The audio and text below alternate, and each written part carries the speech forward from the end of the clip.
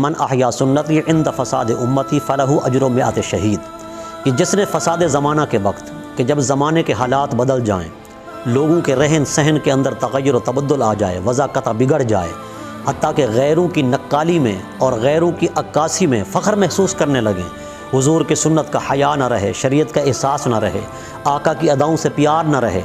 फरमाया ऐसे ज़माने के अंदर जब उम्मत के अंदर बिगाड़ पैदा हो जाए, फ़साद पैदा हो जाए, अफरा तफरी पैदा हो जाए, ऐसे अफरा तफरी के माहौल में जिसने मेरी एक सुन्नत को ज़िंदा किया, अल्लाह रब्बुल इज़्ज़त उसे 100 शहीदों का सवाब अता फ़रमाएगा। तो क्यों? उसकी वजह यह है कि वो ज़माना ऐसा होगा कि दीन पर चलना ऐसे होगा जैसे अंगारों पे चलना, दीन पे चलना ऐसे होगा जैसे अंगारा हाथ में रखना, बहुत मुश्किल हो जाएगा।